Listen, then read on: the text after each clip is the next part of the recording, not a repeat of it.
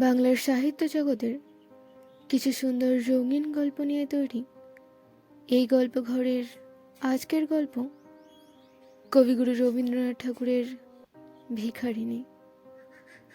গল্পটি রচিত হয় 1877 সালে। এই ছোট গল্পটি কবিগুরু রবীন্দ্রনাথ ঠাকুরের তার 16 বছর বয়সে লিখেছিলেন এবং এই ছোট গল্পটি ভারতী পত্রিকায় রচিত হয়েছিল। তো চলুন কথাবার্তা না বাড়িয়ে চটপট গল্পটি শুরু করি।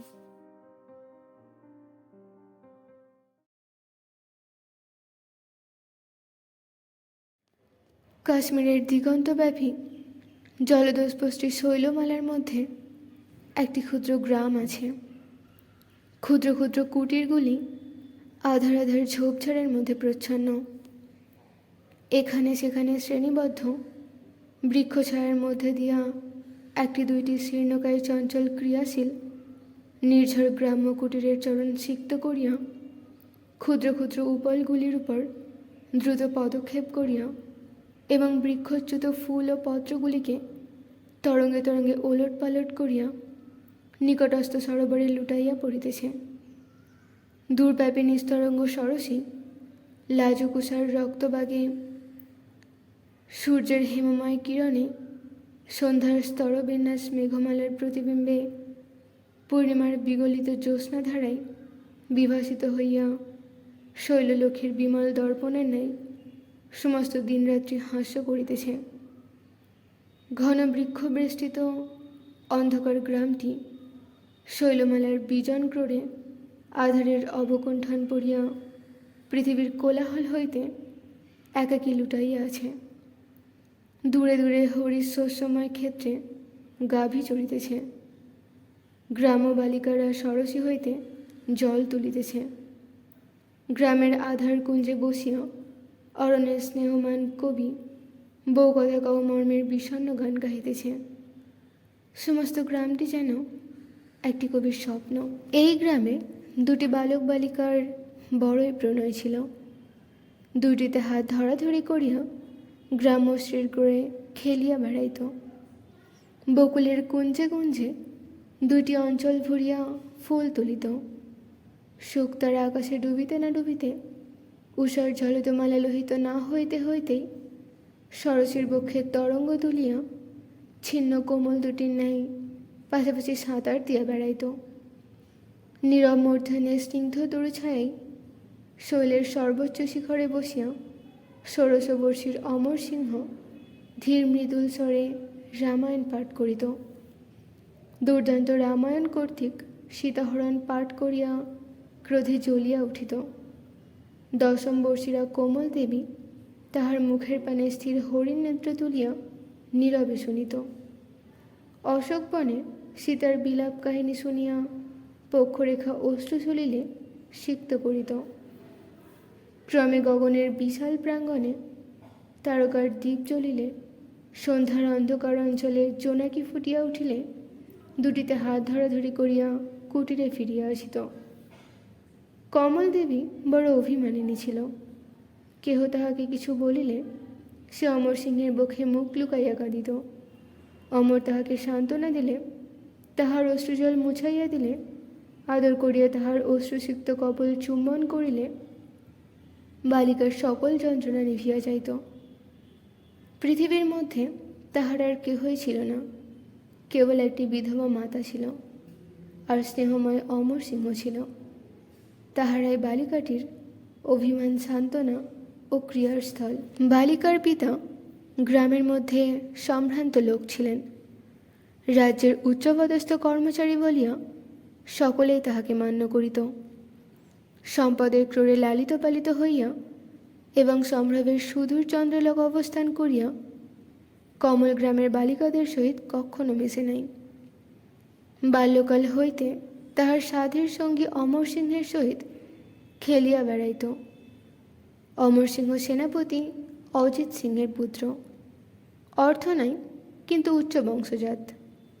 এই নিমিত্ত কমল ও অমরের বিবাহের সম্বন্ধ হইয়াছে। একবার মোহনলাল নামে একজন ধনীর পুত্রের সহিত কমলের বিবাহের প্রস্তাব হয়। কিন্তু কমলের পিতা তাহার চরিত্র ভালো নয় জানিয়া তাহাতে সম্মত হয় নাই। কমলের পিতার মৃত্যু হইল। ক্রমে তাহার বিষয় সম্পত্তি ধীরে ধীরে নষ্ট হইয়া গেল। ক্রমে তাহার প্রস্তর নির্মিত অট্টালিকাটি আস্তে আস্তে ভাঙিয়া গেল। ক্রমে তাহার পারিবারিক সম্ভ্রম অল্প অল্পে বিনষ্ট হইল এবং ক্রমে তাহার রাশি রাশি বন্ধু একে একে সরিয়া পড়িল। অনাথা বিধবা জীর্ণ অট্টালিকা ত্যাগ করিয়া ক্ষুদ্র কুটিরে বাস করিলেন। সম্পদের সুখময় স্বর্গ হইতে দারুণ দারিদ্র্যে নিবেদিত হইয়া বিধবা অত্যন্ত কষ্ট পাইতেছেন। সম্ভ্রম রক্ষা করিবার উপায় দূরে থাক, জীবন রক্ষারও কোনো সম্বল নাই। আদরিণী কন্যাটি কি করিয়া দারিদ্র্য সুখ সহ্য করিবে? স্নেহময়ী মাতা ভিক্ষা করিয়াও কমলকে কোনো মতে দারিদ্র্যের রৌদ্র ভোগ করিতে দেন নাই। অমরের সহিত কমলের শীঘ্রই বিবাহ হইবে। বিবাহের আর 2-1 সপ্তাহ অবশিষ্ট আছে। অমর গ্রামের পথে বেড়াইতে বেড়াইতে কমলকে তাহার ভবিষ্যৎ জীবনের কত কি সুখের কাহিনী শোনাইত। বড় হইলে দুজনে ওই শৈল শিখরে কত খেলা করিবে, ওই সরসের জলে কত সাঁতার দেবে, ওই বকুলের কুঞ্জে কত ফুল তুলিবে। চুপি চুপি গম্ভীরভাবে তাহারই পরামর্শ করিত। বালিকা অমরের মুখে তাহাদের ভবিষ্যৎ ক্রিয়ার গল্প শুনিয়া আনন্দে উৎফুল্ল হইয়া বিহুল নেত্রে অমরের মুখের পানে চাহিয়া থাকিত। এইরূপে যখন এই 2টি বালক বালিকা কল্পনার অস্ফুট জ্যোৎস্নাময় স্বর্গে খেলা করিতেছিল, তখন রাজধানী হইতে সংবাদ আসিল যে রাজ্যের সীমায় যুদ্ধ বাঁধিয়াছে। সেনানায়ক অজিত সিংহ যুদ্ধে যাইবেন এবং যুদ্ধ শিক্ষা দেবার জন্য তাহার পুত্র অমর সিংহকেও সঙ্গে লইবেন। সন্ধ্যা হইয়াছে। শৈলশিখরের বৃক্ষ ছায়ায় অমর ও কমল দাঁড়াইয়া আছে। অমর সিংহ কহিতেছেন, কমল, আমি তো চলিলাম, এখন রামায়ণ শুনিবি কার কাছে? বালিকা ছল ছল নেত্রে মুখের পানে চাহিয়া রহিল। দেখ কমল, এই অস্তমান সূর্য আবার কাল উঠিবে, কিন্তু তোর কুটির দ্বারে আমি আর আঘাত দিতে যাইব না। তবে বল দেখি, আর কাহার সহিত খেলা করিবি? কমল কিছুই কহিল না, নীরবে চাহিয়া রহিল। অমর কহিল, সখী, যদি তোর অমর যুদ্ধক্ষেত্রে মরিয়া যাই তাহা হইলে। কমল ক্ষুদ্র বাহু দুটিতে অমরের বক্ষ জড়াইয়া ধরিয়া কাঁদিয়া উঠিল। কহিল, আমি যে তোমাকে ভালোবাসি অমর, তুমি মরিবে কেন? অশ্রু সলিলে বালকের নেত্র ভরিয়া গেল। তাড়াতাড়ি মুছিয়া ফেলিয়া কহিল, কমল, আয়, অন্ধকার হইয়া আসিতেছে, আজ এই শেষবার তোকে কুটিরে পৌঁছাইয়া দিই। দুজনে হাত ধরাধরি করিয়া কুটিরের অভিমুখে চলিল।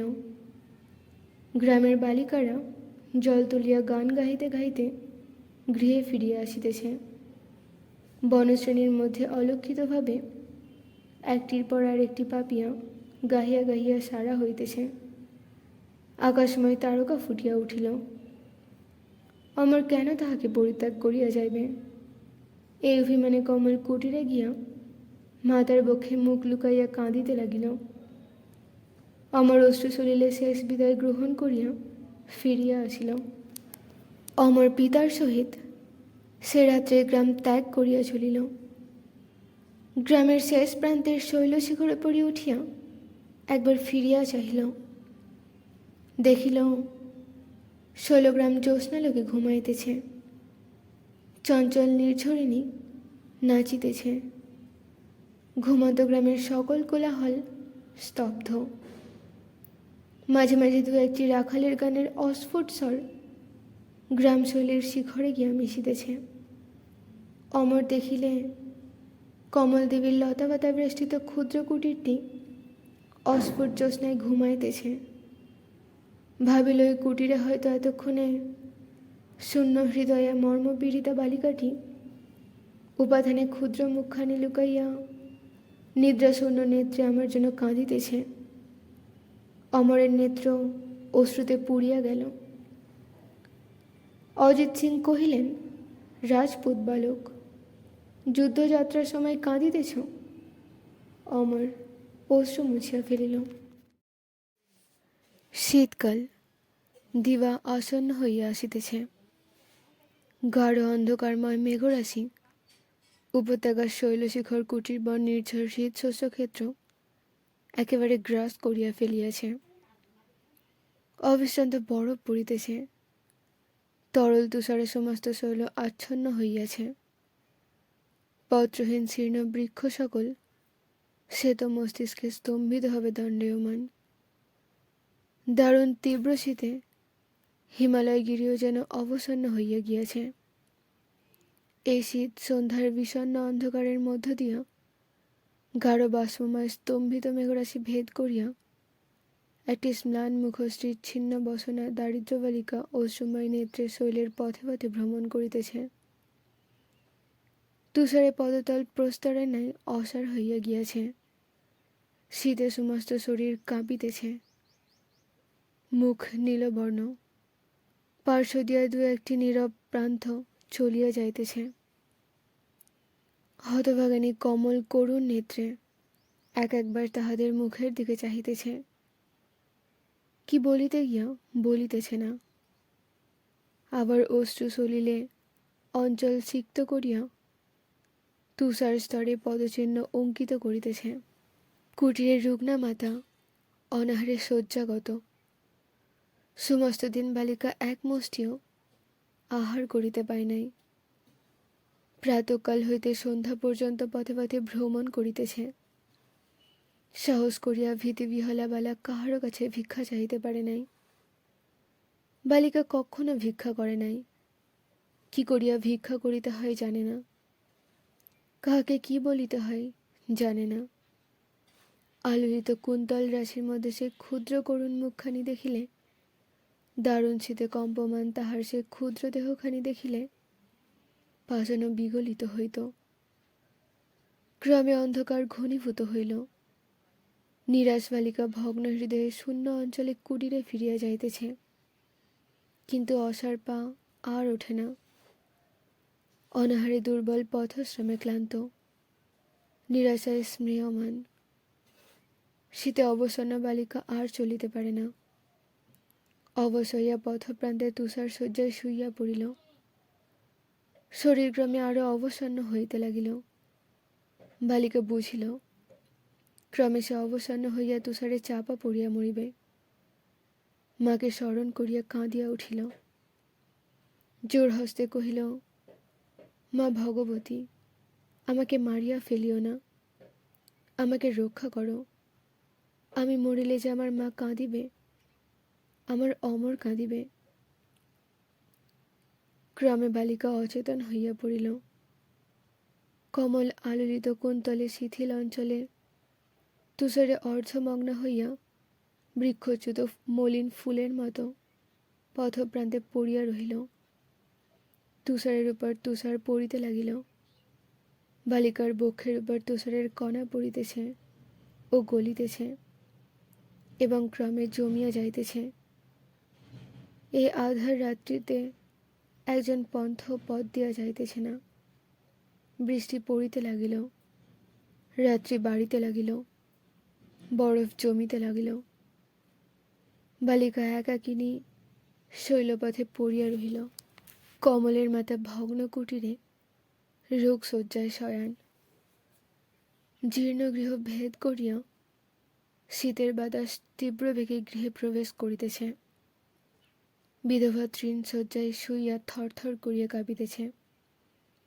গৃহ অন্ধকার। প্রদীপ জ্বালিবার লোক নাই। কমল ব্রতে ভিক্ষা করিতে গিয়াছে, এখনো ফিরিয়া আসে নাই। ব্যাকুল বিধবা প্রত্যেক পদশব্দে কমল আসিতেছে বলিয়া চমকিয়া উঠিতেছে। কমলকে খুঁজিবার জন্য বিধবা কতবার উঠিতে চেষ্টা করিয়াছে, কিন্তু পারেন নাই।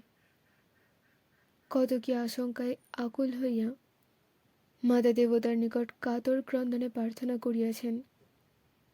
অশ্রুজলে কতবার কহিয়াছেন, আমি হতভাগিনী, আমার মরণ হইল না কেন? কখনো ভিক্ষা করিতে জানে না যে বালিকা, তাহাকেও আজ অনাথার মতো দ্বারের বাহিরে দাঁড়াইতে হইল। ক্ষুদ্র বালিকা অধিক দূর চলিতে পারে না। সেই অন্ধকারে তুষারে বৃষ্টিতে কি করিয়া বাঁচিবে? উঠিতে পারেন না, অথচ কমলকে দেখিতে পাইতেছেন না। বিধবা বক্ষে করাঘাত করিয়া অধীরভাবে কাঁদিতে লাগিলেন। দু একজন প্রতিবাসী বিধবাকে দেখিতে আসিয়াছেন।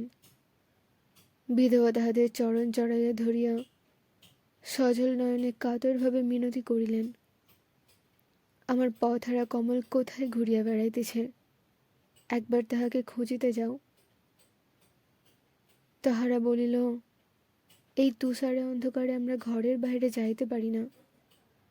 বিধবা কাঁদিয়া কহিলেন, একবার যাও, আমি অনাথ, দরিদ্র, অর্থ নাই, তোমাদের কি দেব বলো? ক্ষুদ্র বালিকা, সে পথ চেনে না, সে আজ সমস্ত দিন কিচ্ছু খায় নাই, তাহাকে মাতার ক্রোড়ে আনিয়া দাও, ঈশ্বর তোমাদের মঙ্গল করিবেন। কেহ শুনিল না। সে বৃষ্টি বজ্রে কে বাহির হইবে? সকলে নিজ নিজ গৃহে ফিরিয়া গেল। ক্রমে রাত্রি বাড়িতে লাগিল। কাঁদিয়া কাঁদিয়া দুর্বল বিধবা ক্লান্ত হইয়া গিয়াছে। নির্জীবভাবে শয্যায় পড়িয়া আছেন। এমন সময়ে বাহিরে পদশব্দ শোনা গেল। বিধবা চকিত নেত্রে দ্বারের দিকে চাহিয়া ক্ষীণস্বরে কহিলেন, কমল, মা আইলি?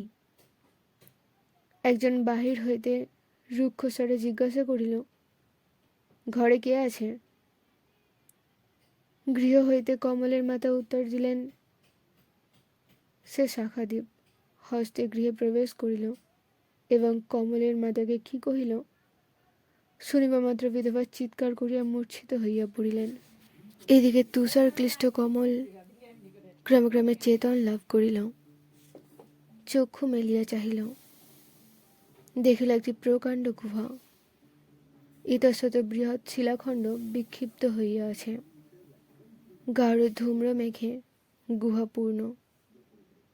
সে মেঘের অন্ধকার ভেদ করিয়া শাখাদ্বীপের আলোকদীপ্ত কতগুলি কঠোর শুষ্কপূর্ণ মুখ কমলের মুখের দিকে চাহিয়া আছে। প্রাচীরে কুঠার, কৃপাণ প্রভৃতি নানাবিধ অস্ত্র লম্বিত আছে। কতগুলি সামান্য গৃহস্থ উপকরণ ইতস্তত বিক্ষিপ্ত। বালিকা সভয়ে চক্ষু নিমীলিত করিল, আবার চক্ষু মেলিয়া চাহিল। একজন তাকে জিজ্ঞাসা করিল, কে তুমি? বালিকা উত্তর দিতে পারিল না। বালিকার বাহু ধরিয়া সবেগে নাড়াইয়া আবার জিজ্ঞাসা করিল, কে তুই? কমল ভীতিকম্পিত মৃদুস্বরে কহিল, আমি কমল। সে মনে করিয়াছিল এই উত্তরে তাহারা সমস্ত পরিচয় পাইবে। একজন জিজ্ঞাসা করিল, আজ সন্ধ্যার দুর্যোগের সময় পথে ভ্রমণ করিতেছিলে কেন? বালিকা আর থাকিতে পারিল না, কাঁদিয়া উঠিল। অশ্রুরুদ্ধ কণ্ঠে কহিল, আজ আমার মা সমস্ত দিন আহার করিতে পায় নাই। সকলে হাসিয়া উঠিল। তাহাদের নিষ্ঠুর অট্টহাস্য গুহা প্রতিধ্বনি হইল। বালিকার মুখের কথা মুখেই রহিয়া গেল। কমল সভয়ে চক্ষু মুদ্রিত করিল। দস্যুদের হাস্য বজ্রধ্বনি ন্যায় বালিকার বক্ষে গিয়া বাজিল। সে সভয়ে কাঁদিয়া উঠিয়া কহিল, আমাকে আমার মায়ের কাছে লইয়া যাও। আবার সকলে মিলিয়া হাসিয়া উঠিল। ক্রমে তাহারা কমলের নিকট হইতে তাহার বাসস্থান, পিতামাতার নাম প্রভৃতি জানিয়া লইল। অবশেষে একজন কহিল, আমরা দস্যু, তুই আমাদের বন্দিনী। তোর মাতার নিকট বলিয়া পাঠাইতেছি, সে যদি নির্ধারিত অর্থ নির্দিষ্ট সময়ের মধ্যে না দেয় তবে তাকে মারিয়া ফেলিব। কমল কাঁদিয়া কহিল, আমার মা অর্থ কোথায় পাইবেন? তিনি অতি দরিদ্র, তাহার আর কেহ নাই। আমাকে মারিও না, আমাকে মারিও না, আমি কাহারও কিছু করি নাই। আবার সকলে হাসিয়া উঠিল। কমলের মাতার নিকটে একজন দূত প্রেরিত হইল। সে গিয়া কহিল, তোমার কন্যা বন্দিনী হইয়াছে, আজ হইতে 3য় দিবসে আমি আসিব। যদি 500 মুদ্রা দিতে পারো তবে মুক্ত করিয়া দেব, নচেত তোমার কন্যা নিশ্চিত হত হইবে।